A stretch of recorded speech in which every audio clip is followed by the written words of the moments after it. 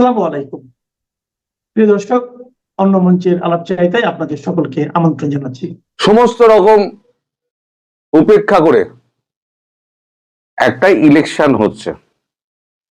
Election না বলে এটাকে সিলেকশন বলা যায়, কারণ দুটো পার্টির মধ্যে একটা লড়াই চলছে, বিএনপি এবং জামাত।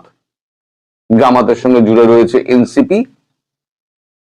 ইউনূসের ইচ্ছা জামাত জিতে আসুক, তার জন্য তিনি একটা গণভোট করছেন।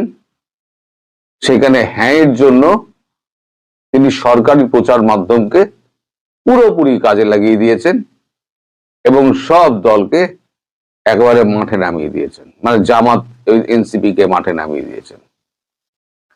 এখন প্রথম দিকে তারেক রহমান হ্যাঁ এর পক্ষে চাপ দিয়ে হ্যাঁ এর পক্ষে ভোট দেওয়ার কথা বলেছিলেন। পরবর্তীকালে তিনি এ ব্যাপারে কিন্তু চুপ করে যান, তিনি আর কোনো কথা বলেননি। এখন ব্যাপারটা হচ্ছে, ভারতের একটাই দাবি ছিল, সেটা হচ্ছে অন্তর্ভুক্তিমূলক নির্বাচন, অংশগ্রহণ, সর্বাত্মক অংশগ্রহণ এবং অন্তর্ভুক্তিমূলক নির্বাচন। এবং সেই মতো সমস্ত দেশ কিন্তু এক সুরে গাইছিল যে অন্তর্ভুক্তিমূলক নির্বাচন করতে হবে। কিন্তু সমস্ত দেশ, সমস্ত বিশ্বকে উপেক্ষা করে ডক্টর মোহাম্মদ ইউনূস তিনি নিজের জেদ বহাল রাখার জন্য, নিজের ক্ষমতায় টিকে থাকার জন্য, কেন ক্ষমতায় টিকে থাকতে চাইছেন, মানে থাকার তার প্রসঙ্গ আসছে, তাই পরে আসছি, তিনি একটা সিলেকশন করছেন, ইলেকশন নয় সিলেকশন। সেখানে জামাতকে তিনি নিয়ে এলে জামাতের থেকে প্রধানমন্ত্রী করে তিনি রাষ্ট্রপতি হবেন, এরকম একটা তার মনের গোপন ইচ্ছে আছে। আমি বলেছিলাম বহু আগে, দেহত্যাগ না করলে উনি পদত্যাগ করবেন না। অনেক সময় আমিও ভুলভাল বলেছি, সেই জন্য আমি ক্ষমা প্রার্থী যে ইউনূস গেল বলে। কিন্তু ইউনূস যাওয়ার পাত্র নয়। ইউনূস কিন্তু ওই চেয়ারে আমৃত্যু বসে থাকার একটা ফন্দি আঁটছেন। এই যে জামাত, ধরে নিন জামাত ইলেকশনে জিতে এলো, বিএনপি কি ছাড়বে? বিএনপি ছাড়বে না। এত বছর বাদে ক্ষমতার কাছাকাছি এসে বিএনপি কি হাত থেকে ট্রফিটা ছেড়ে দেবে? আর জামাত জানে যে আমি কোনোদিনও আর এই সুবর্ণ সুযোগ পাবো না। তো এই সুবর্ণ সুযোগ যেটা আমার সামনে এসছে, সেটাকে আমার ধরতেই হবে। ফলে দুপক্ষের মধ্যে একটা কঠিন লড়াই হবে। এই লড়াইয়ে আওয়ামী লীগের কি হবে? দেখুন, আওয়ামী লীগের হচ্ছে এক্সিস্টেন্সের প্রশ্ন। কিছু লোক তো পালিয়ে আছেন, যারা যারা আছেন তারা গ্রামাঞ্চলের মানুষ বেশি। এখন শহরে ম্যান টু ম্যান মার্কিং হয় না, করা যায় না, সম্ভব না। কিন্তু গ্রামাঞ্চলে ম্যান টু ম্যান মানে মার্কিং করে চলা হয়। ওই ফুটবলে ম্যান টু ম্যান মার্কিং যেটা আছে না, ওই ভোটের বাজারেও কিন্তু হয়। কোন বাড়ি থেকে ভোট দিতে গেল কে, কে গেল না, সব কিন্তু হিসেব করা হয়। সুতরাং তারা এক্সিস্টেন্সের জন্য হয়তো ভোট দিতে যাবেন, সম্ভবত তারা ওই গণভোটে নাই ভোট দেবেন এবং যে যার এলাকা অনুযায়ী বাঁচার জন্য কেউ বিএনপি, কেউ জামাতকে ভোট দিতে পারেন। এটা আমার ধারণা। আমি ভুল হতে পারি, ঠিকও হতে পারি। এখন তাদের যা অবস্থা, আমি যদি এই অবস্থার মধ্যে পড়তাম, আমিও হয়তো সেটাই করতাম, কারণ আমার কাছে পরিবার আগে, নিজের প্রাণ আগে। যা হারিয়েছি তো হারিয়েছি, যেটুকু আছে সেটুকু তো থাক, পরে যা হবে দেখা যাবে। এখন যখন এই ভোটে যে হারবে, ক্ষমতার কাছাকাছি গিয়েও যে মেডেলটা পাবে না বা ট্রফিটা পাবে না, সে কিন্তু অপর পক্ষকে ছাড়বে না, অপর পক্ষকে একেবারে তুলোধনা করতে চাইবে। আমি যে আপনাদেরকে বহুদিন আগে বলেছিলাম, আমি বরাবরই বলছি ভোট হবে না, ইলেকশন হবে না। ইলেকশন কিন্তু হচ্ছে না, সিলেকশন হচ্ছে। এটাকে বলুন সিলেকশন। তো যাই হোক, এই সিলেকশনে ইউনূস যাকে বেছে নেবেন, এখন বেছে নেওয়ার ব্যাপারেও কিন্তু অনেক কিন্তু জিজ্ঞাসা রয়েছে। আগেই উনি গিয়ে রেখে দিয়েছেন যে ফল প্রকাশে কিন্তু দেরি হতে পারে। তার মানে ইলেকশনে যে রিগিং গুলো হবে, আপনাদের ভাষায় ইঞ্জিনিয়ারিং যেগুলো হবে, সেইগুলো যদি দেখা যায় নায়ের পক্ষে যদি হয়, তাহলে পক্ষে ইউনূসের কাছে সেটা বিপদের কারণ হয়ে যাবে। ইউনূসের অবস্থা খারাপ হবে। তার কারণ আপনারা সবাই জানেন, নতুন করে ব্যাখ্যা করার কিছু নেই।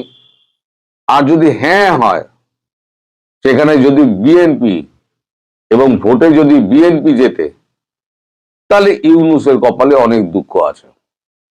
আর জামাতকে যদি উনি নিয়ে আসতে পারেন কোন রকমে, তাহলে উনি সেফ। কিন্তু 180 দিনের আগে উনি ক্ষমতা ছাড়বেন না, উনি বলে দিয়েছেন। ওই জন্যই উনি জাপান সফর না কোন সফরের একটা প্ল্যান করে রেখে দিয়েছেন, কারণ উনি তো থাকবেন। এই 6 মাসটা এবার কত মাসে গিয়ে দাঁড়ায় সেটা দেখবেন। এবার আসি যে ভোট পর্ব মিটে যাওয়ার পর দেখবেন, আমি যেটা বলেছিলাম, একটা রক্তক্ষয়ী সংগ্রাম হবে। একবার বিএনপি আর জামাতের মধ্যে একটা রক্তক্ষয়ী সংগ্রাম হবে। এ বলবে ভোট রিগিং করেছে, ও বলবে ভোট রিগিং করেছে। ভোটটা শেষ হতে দিন, তাহলেই দেখতে পাবেন। আমি বহুদিন আগে থেকে বলছিলাম যে দূর থেকে বসে গ্যালারিতে বসে খেলা দেখুন। এই খেলা দেখুন, কিন্তু খেলা দেখার সময় হয়ে গেছে। এরা নিজেরা মারপিট করে মরবে। কিন্তু ভারত কি করবে?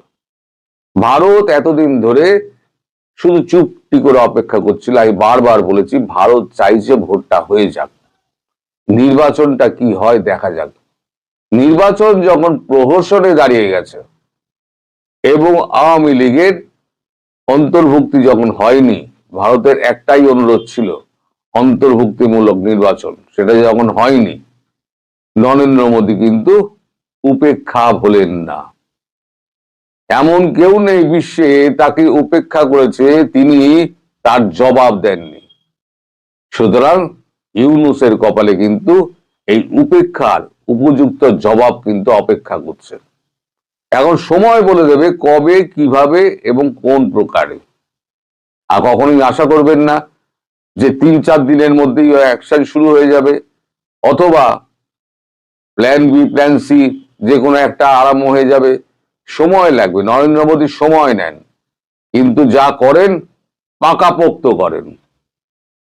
আজ 9 মাস ধরে ডোনাল্ড ট্রাম্পের সঙ্গে যুদ্ধ করে তিনি 18% নিয়ে এসছেন, যেটা এখনো নেগোসিয়েশন চলছে। আমি বরাবর বলে যাচ্ছি, ওটা 12 থেকে 15% নামবে, এখনো বলছি। আমি বিশ্বাস করি নরেন্দ্র মোদী সেই জায়গায় নিয়ে আসবেন। আর আপনাদের ইউনূস কি করলেন? ইউনূস তিনি একেবারে পায়ে পড়ে তিনি একটা গোপন একটা এগ্রিমেন্ট করলেন, নন ডিসক্লোজার এগ্রিমেন্ট। আর আমাদের যে এগ্রিমেন্ট হচ্ছে, আমরা তো পরিষ্কার জনগণের সামনে তুলে দিচ্ছি। নন ডিসক্লোজার এগ্রিমেন্ট কি? ভারত মানে বাংলাদেশকে একেবারে পথে বসিয়ে একেবারে কলোনি বানিয়ে দিচ্ছে আমেরিকার। আমার কাছে শুনুন কি কি আছে ওই এগ্রিমেন্টের মধ্যে। আপনার ভুট্টা নিতে হবে, চাল নিতে হবে, গম নিতে হবে, চিনি নিতে হবে, সয়াবিন নিতে হবে, এবং যে ধানের বীজ, মডিফাইড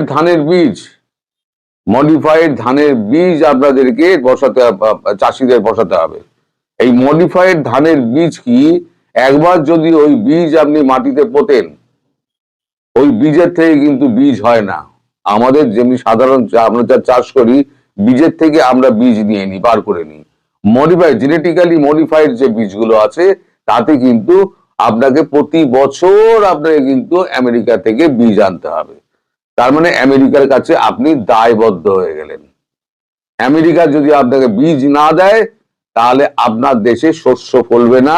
আর যে জমি এখন ওই জেনেটিক্যালি মডিফাইড বীজ যেখানে পুঁতবেন, সেটা পুরো যাকে বলে বাংলা ভাষায় বাঁজা জমি হয়ে যাবে।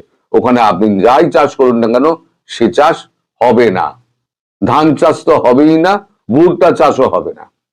এবার এই যখন অবস্থা হবে, আমেরিকা থেকে আনার খরচা এবং এই মডিফাইড জেনেটিক্যালি মডিফাইড যে বীজ এবং ওই গরুর দুধ, মাংসাশী গরুর দুধ যেটা পাঠানো হবে এবং শাকসবজি যা পাঠানো হবে সব কিন্তু আমেরিকার কাছ থেকে নিতে হবে, না চীনের কাছ থেকে নিতে পারবে, না ভারতের কাছ থেকে নিতে পারবে।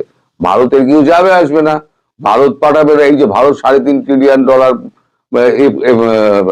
ইউরোপিয়ান ইউনিয়নের সঙ্গে করলো, এই আমেরিকার সঙ্গে $3 ট্রিলিয়ন ট্রেড এগ্রিমেন্ট করলো, এছাড়া আপনার কি বলে ব্রিটেনের সঙ্গে হচ্ছে, অস্ট্রেলিয়ার সঙ্গে হয়েছে, আমাদের কলম্বোর সঙ্গে হয়েছে, রাশিয়ার সঙ্গে হয়েছে, চীনের সঙ্গে হয়েছে, সবার সঙ্গে হয়েছে। ভারতের তো অসুবিধে নেই। বাংলাদেশে কি 10-12 বিলিয়নের মাল গেল কি না গেল ভারতবর্ষে কেউ যায় আসে না। ভারতবর্ষ দিয়ে যাচ্ছিল কেন? যে ঠিক আছে সন্তুষ্ট রাখো যদি কোনো কাজ হয়, কিন্তু যে টেরা সে তো টেরাই। ওর আজন্ম এখানে থাকার একটা খায়েশ জন্মেছে। তো যতক্ষণ না পশ্চাৎ দেশে একটা কঠিন লাথি পড়ছে ততক্ষণ পর্যন্ত উনি কিন্তু যাবার বান্দা নন। আর এই একটা নির্বাচনকে ঘিরে যখনই রক্তক্ষয়ী সংঘর্ষ হবে, আমার কথা মিলিয়ে নেবেন আজকে, সেটা 1 মাস বাদে হোক 2 মাস বাদে হোক, রক্তক্ষয়ী সংঘর্ষ যখন একটা চরম মাত্রা নেবে তখন দেখবেন ভারতের ভূমিকা। নরেন্দ্র মোদী তখন ওই দেশে ঢুকে কি তাণ্ডব করেন সেই দিন আপনারা নরেন্দ্র মোদীকে চিনবেন। আর ইউনূসের কি হাল হবে সেদিন ইউনূস দেখবে। এখন কাউকে পাত্তা দিচ্ছে না, ওর চোখের সামনে একটা পর্দা এসে গেছে, সেটা হচ্ছে আপনার ক্ষমতার পর্দা। সেই পর্দাকে সে সরাতে পারছে না, তাকে সম্পূর্ণভাবে একটা দুঃস্বপ্ন গ্রাস করে ফেলেছে। সে একটা স্বপ্নের জগতে রয়েছে। এই স্বপ্নের জগৎ থেকে যখন ধাক্কা খেয়ে বেরোবে না, তখন ইউনূসের সামনে ফাঁসির দড়িতে ঝুলবে। আমার কথা মিলিয়ে নেবেন, এক বিন্দু বাড়িয়ে আমি বলছি না। আমি তাহলে বলতাম কাল পরশুই হবে, কাল পরশু হবে না, অপেক্ষা করতে হবে আপনাদের। আর গ্যালারিতে বসে খেলা দেখুন, একটা রক্তক্ষয়ী সংগ্রাম আর সামনে আসছে। এটা হতেই হবে, হতেই হবে। কারণ বিএনপি যদি ক্ষমতায় আসে তাহলে ইউনূসকে কাঠগড়ায় তুলবে, আর জামাত যদি ক্ষমতায় আসে এতদিন বাদে জামাত তাহলে ইউনূসকে ইউনূসকে রাষ্ট্রপতি করবে। আর ইউনূস এত তাড়াতাড়ি গদি ছাড়বে না। ইউনূস প্রথমে বলে দিয়েছে 180 দিন আমার থাকতে হবে, তারপরে সেটা আবার কারণ দেখিয়ে আবার বেশি দিন থাকতে চাইবে। তখনই জামাতের সঙ্গে ইউনূসের গন্ডগোল লাগবে, তখনই দেখবে। তফসিল ঘোষণা হওয়ার পর ভোটের মাঠে এবং ভোটের ময়দানে যে বিষয়টি নিয়ে সবচেয়ে বেশি আলোচনা হয়েছে সেটা হলো আওয়ামী লীগ এই নির্বাচনে কি ভূমিকা পালন করবে, আওয়ামী লীগ কাদেরকে সমর্থন দেবে, কিংবা আওয়ামী লীগ ভোটাররা কোন পক্ষে যাবে, অথবা দেশের প্রধান প্রতিদ্বন্দ্বী যে দলগুলো রয়েছে বিএনপি এবং জামাত, এর প্রার্থীরা আওয়ামী লীগের ভোট আকর্ষণ করার জন্য কি কি চেষ্টা করবে এবং তাদের দ্বারা আওয়ামী লীগ মূলত ইনফ্লুয়েন্স হবে। আমরা যদি গত 17 মাসের চিত্র দেখি, সেক্ষেত্রে দেখা যাচ্ছে যে আওয়ামী লীগের নেতাকর্মীরা যাদের দ্বারা সবচেয়ে বেশি অত্যাচারিত হয়েছে তারা বিএনপি। আওয়ামী লীগের নেতাদের বিরুদ্ধে যারা মামলা করেছে বিএনপি, বাড়িঘর লুট, তাদের সহায় সম্পত্তি লুট এবং তাদেরকে সামাজিকভাবে অপদস্থ করা সহ আওয়ামী লীগের নেতাকর্মীরা যে গৃহহীন হয়ে আছে, পালিয়ে আছে, বাস্তুচ্যুত হয়েছে মূলত বিএনপির ভয়ে। এটা হলো একেবারে সত্য কথা।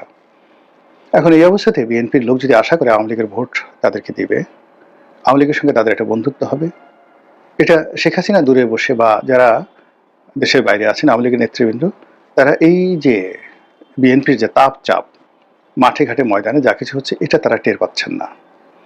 বাংলাদেশে যারা আওয়ামী লীগের লোকজন পালিয়ে আছেন তারা বুঝতে পারছেন যে তারা বিএনপির দ্বারা কতটা ক্ষতিগ্রস্ত হয়েছে।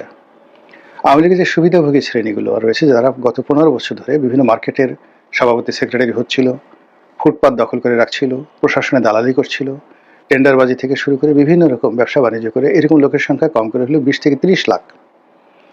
এই যে 20 থেকে 30 লাখ যারা কোনো কাজ করতো না, শুধু দালালি করত, চাঁদাবাজি করত, দল ক্ষমতা আছে এটা ব্যবহার করে তারা চলতো। এবং এটা যদি আপনি আস্তে আস্তে নিউক্লিয়াসের দিকে নিয়ে আসেন, যে 20 লাখ লোক ধরুন এভাবে দালালি করে চলতো। 20 লাখের লোকের মধ্যে মেজর স্টেক হোল্ডার হয়তো ছিল 1 লাখ। যেমন একজন কন্ট্রাক্টর, সে 80% টাকা খেয়ে ফেলতো, আওয়ামী লীগের নেতা, আর তার আশেপাশে যারা দালাল, পিয়ন, ড্রাইভার সব মিলিয়ে ধরুন তাকে কেন্দ্র করে হয়তো 10 জন, কোনো কোনো ক্ষেত্রে 20 জন, কোনো কোনো ক্ষেত্রে 1000 জন লোক, তারা এই বাকি 20% ভাগযোগ করে খেতে এবং মনে করতে এইভাবে তাদের জীবন যাবে। গত 17-18 মাসে এই তাদের সবগুলো সহায় সম্পত্তি, ব্যবসা বাণিজ্য বিএনপির যারা লোকজন তারা নিয়ে নিয়েছে। আর এই লোকগুলোর যে সহায় সম্পত্তি, স্ত্রী, পুত্র, সন্তান থেকে শুরু করে যা কিছু রয়েছে, স্মরণকালের সবচেয়ে ভয়াবহ অবস্থায় তারা রয়েছে। প্রত্যেকটা পরিবারে রীতিমতো বিষাদ, ভয়, আতঙ্ক এবং ইজ্জত হারানোর আশঙ্কা। স্বামী পালিয়ে গেছে, স্ত্রী রয়ে গেছে। স্বামী পালিয়ে গেছে বা পিতা পালিয়ে গেছে, তার যুবতী কন্যা, সুন্দরী কন্যা রয়ে গেছে ঘরের মধ্যে। সেই সুন্দরী কন্যার জীবন যৌবন সবই অন্যের করুণার উপর নির্ভর করছে এবং ইতিমধ্যে অনেকেই গনিমতের মাল হিসেবে ব্যবহৃত হয়ে গেছে। এই বেদনা, এই কষ্ট আওয়ামী লীগের লোকের মধ্যে যেভাবে দানা বেঁধেছে, এটা ভোটের মাঠে কি প্রতিক্রিয়া তৈরি করবে এটা বোঝার জন্য রকেট সায়েন্টিস্ট হওয়ার কোনো দরকার নেই। এই গেল এক। 2 নম্বর হলো যে এখানে ম্যাটিকুলাসলি জামাত খুব কৌশলী ভূমিকা পালন করেছে। তারা নির্যাতিত আওয়ামী লীগ পরিবারের লোকদের সাথে যোগাযোগ করেছে, ক্ষেত্র বিশেষে সাহায্য করেছে বা করার চেষ্টা করেছে, প্রতিশ্রুতি দিয়েছে এবং তাদের যাকে বলা হয় মনের যে দুঃখ দূর করার জন্য নানা মিষ্টি মিষ্টি কথাবার্তা বলেছে এবং একই সঙ্গে বিএনপির বিরুদ্ধে তাদের মনকে বিষিয়ে তুলেছে। এই দৃশ্য টেকনাফ থেকে তেঁতুলিয়া এবং ঢাকা শহর থেকে সব জায়গাতে। কাজেই আওয়ামী লীগের ভোট, এই ভোটের ময়দানে কিভাবে মুভ করবে আর মুভ করলে কোন দিকে মুভ করবে এটা আপনারা বুঝে নেন। দ্বিতীয় ঘটনা, আমরা যেটা জানি যে তারেক রহমান সাহেবের সঙ্গে ভারতের একটা ইতিবাচক সম্পর্ক হয়েছে এবং ভারতের গ্রিন সিগন্যাল পেয়ে তিনি বাংলাদেশে এসেছেন। এজন্য জামাত এবং অন্যান্য যারা বিএনপি বিরোধী শক্তি, তাদের বক্তব্য হলো তাহলে আর আওয়ামী লীগকে দোষ দিয়ে লাভ কি? যেই লাভ সেই কদু। আওয়ামী লীগ ভারতে দালালি করেছে, তারেক রহমান সাহেব ভারতে দালালি করবেন এবং আমরা যে শেখ হাসিনাকে এত কষ্ট করে দাঁড়ালাম, তো তারেক রহমান সাহেবকে ক্ষমতা আনার সঙ্গে সঙ্গে যদি সেই শেখ হাসিনাকে আবার বাংলাদেশে তিনি এনে পুনর্বাসিত করেন, তাহলে আর রাজনীতি করে লাভটা কি? কিন্তু বাস্তবে কি সেটা সম্ভব? শেখ হাসিনা চাইলে কি তার ভোটাররা তারেক রহমান সাহেবকে ভোট দেবেন? বা লন্ডন প্রবাসী, দিল্লি প্রবাসী, কলকাতা প্রবাসী যারা নেতৃবৃন্দ রয়েছেন, যাদের বিরুদ্ধে পাহাড় সম দুর্নীতির অভিযোগ, যাদের চেহারা সুরত দেখলে দেশের যারা জনগণ তারা বমি করে দেয়, যাদের কথা শুনলে আওয়ামী লীগের লোকজন, যারা নিরীহ লোকজন, তারা জুতোয়া পিটা করার জন্য প্রতিজ্ঞা গ্রহণ করে। আওয়ামী লীগের অনেক নেতাকর্মী নিজেরা বলা বলি করছে জীবনে কিচ্ছু চাইনি আল্লাহ, অমুক তমুক, যারা আমাদের হক নষ্ট করে এখন বিদেশে গিয়ে পায়ের উপর পা তুলে থুতনি ঝুলাচ্ছে, মুখ ঝুলাচ্ছে, ঠোঁট ঝুলাচ্ছে। জীবনে যদি কোনো সুযোগ পাই ওকে একটা পাড়া দেব, ওর কানটা মলে ওর 2 গালের হুদুটা কষাইয়ে চর বসাবো, এতটুকু শুধু চাই। এইভাবে আওয়ামী লীগের যারা নেতাকর্মী যারা বাংলাদেশে পালিয়ে বেড়াচ্ছেন, তারা এই পলাতক যে সমস্ত দেশের বাইরে দুর্নীতিবাজ লোকজন রয়েছেন, তাদের ব্যাপারে তাদের বক্তব্য এইরকম। ফলে রাজনীতি যে মেরুকরণ, সেই মেরুকরণে আওয়ামী লীগের যে সকল চিহ্নিত দুর্নীতিবাজ, চিহ্নিত গলাবাজ, যাদের কারণে গত 15টি বছরে আওয়ামী লীগের সর্বনাশ ঘটেছে, শেখ হাসিনার সর্বনাশ ঘটেছে, লক্ষ লক্ষ নয় কোটি কোটি নেতাকর্মীদের জীবন বিপন্ন হয়ে পড়েছে, অনেকে মৃত্যুর দরজায় পৌঁছে দিয়েছে। এই ট্র্যাজেডি কখনো আওয়ামী লীগের লোকজন ভুলতে পারবে না। 75 15 আগস্টে যে দুর্ঘটনা জাতীয় জীবনে ঘটেছে, সেটা আওয়ামী লীগের মানুষজন, তখন ছোট অর্থনীতি ছিল, অতটা বুঝতে পারেনি। কিন্তু এবার যখন কারাগারে রমেশ বাবু মারা গেলেন, সাবেক মন্ত্রী রমেশ চন্দ্র শীল বোধ হয়, মির্জা ফখরুল ইসলাম সাহেবের ওই আসনে 5 বারের এমপি, কাকা বাবু ডাকতাম। মানুষ ওনার এলাকার লোকজন বলতে পারবেন, কিন্তু আমি তাকে আপাত মস্তকে একজন মিতব্যয়ী, সৎ, ওয়েল বিহেভড মানুষ হিসেবে দেখেছি। এই বৃদ্ধ মানুষটি যখন মন্ত্রণালয়ে বসতেন, যখনই তিনি দুপুরে মন্ত্রণালয়ের কোনো খাবার খেতেন না, চিড়া এবং দই খেতেন এবং তার নিজের হাতের বানানো চিড়া এবং দই এবং কলা এই খাবারও তিনি দেশের বাইরে যখন বেড়াতে যেতেন ওখানেও তিনি হোটেলে নিয়ে যেতেন। যখন তার কাছে যেতাম প্রথমে বলতেন, বাবা আসো, বসো। সব কাজকর্ম বাদ দিয়ে দরজা বন্ধ করে দিয়ে বিভিন্ন কথা বলতেন যে রাজনীতি এত অধঃপতন কেন, মানুষ কেন দুর্নীতি করে, কেন খারাপ কাজ করে। তার প্রতিদ্বন্দ্বী মানে ওখানে প্রতিমন্ত্রী যিনি ছিলেন মাহবুবুর রহমান, মারা গেছে, আল্লাহ মাফ করুক, দুনিয়ার দুর্নীতিবাদ ছিলেন। তিনি ক্ষোভ প্রকাশ করতেন যে নেত্রী আমাকে মন্ত্রী বানিয়েছেন, বাবা আমি তো কাজ করতে পারছি না, এই অবস্থা। সেই মানুষটি দুর্নীতি করেননি, তাকে জেলে যেতে হয়েছে। কে তাকে জেলে নিল বলেন তো? কে তাকে জেলে নিল? আর জেলে নেওয়ার পর এই বৃদ্ধ মানুষটিকে, প্রায় 90 বছর বয়স্ক বৃদ্ধ মানুষটিকে হাত বেঁধে তারপরে হ্যান্ডকাপ পরিয়ে তাকে কারাগারে নেওয়া হলো এবং সেই কারাগারে তিনি মারা গেলেন। এই বেদনা আওয়ামী লীগের যারা লোকজন আছে তারা কিভাবে পোষাবেন? এই দায় এনসিপি তো তাকে জেলে নেয়নি, জামাত তো তাকে জেলে নেয়নি, জেলে কারা নিল বলেন? কি কারণে তাকে জেলে যেতে হলো? ওই যে দেখেন সাবির হোসেন চৌধুরীর মতো একজন সৎ মানুষ, রফিকুল ইসলাম বীর বিক্রম, মেজর রফিক, গিয়ে দেখেন তো চাঁদপুরে এতবার 6-7 বার এমপি হয়েছেন, কোনো দুর্নীতি করেছেন কিনা? কেন এই যে ইঞ্জিনিয়ার মোশাররফ সাহেব সাবেক পূর্তমন্ত্রী ছিলেন, বৃদ্ধ বয়সে কি অসহায় অবস্থায় তাকে সেই জেলখানাতে থাকতে হয়েছে, কোনো মতে প্রাণ নিয়ে তিনি বেঁচেছেন, হয়তো বাঁচবেন না। এরপর আপনি চিন্তা করেন কামাল আহমেদ মজুমদার, বয়স্ক মানুষ, আপনি কামাল আহমেদ মজুমদার কি দুর্নীতি করেছেন বলেন তো? ইনি তো মানে একমাত্র সাভারেই তো তার কয়েক হাজার বিঘা জমি আছে, হাজার হাজার কোটি টাকার মালিক হয়ে সেই 80-র দশকে বাংলাদেশের সবচেয়ে বড় গার্মেন্টস কোম্পানির মালিক সেই কামাল মজুমদার কি করেছেন বলেন তো? What he has done? কেন তাকে এইভাবে জেলে থাকতে হচ্ছে? তো এইভাবে আসলে মানে আওয়ামী লীগের যে সকল লোকজন 2 হাতে টাকা কামিয়েছে, মানুষকে ডিস্টার্ব করেছে, যাদের কথায় মানুষ বিরক্ত হয়েছে, তাদের তো একটা পশমও কেউ স্পর্শ করতে পারেনি। তারা তো সেই ঢাকা এয়ারপোর্ট দিয়ে বিমানে চলে গেছে, তারা সীমান্ত পাড়ি দিয়ে বিদেশে চলে গেছে। আর যে সমস্ত মানুষ সৎ অনেস্টি, ওই যে মিস্টার মান্নান, আব্দুল মান্নান পরিকল্পনা মন্ত্রী ছিলেন, তাকেও তো জেলে যেতে হয়েছে। তো এই যে অবস্থা, সেই অবস্থার কারণে যা চলছে বাংলাদেশে, আওয়ামী লীগের হৃদয়ের মধ্যে, মনের মধ্যে যাকে বলা হয় রীতিমতো টকবগিয়ে যে ক্ষোভ বিক্ষোভ চলছে, সেই বিক্ষোভের কারণে আওয়ামী লীগের যারা ভোটার আছে তারা কাকে ভোট দিবেন, কিভাবে দিবেন, কবে দিবেন, এ কথা নিয়ে আমরা যতই আলাপ আলোচনা করছি না কেন আওয়ামী লীগের বেদনা কিন্তু দূর হচ্ছে না। আমার বিশ্বাস যদি আওয়ামী লীগের কোনো রকম সামর্থ্য থাকে, শক্তি থাকে, তাহলে তারা এই ভোট কেন্দ্রে প্রাণান্ত চেষ্টা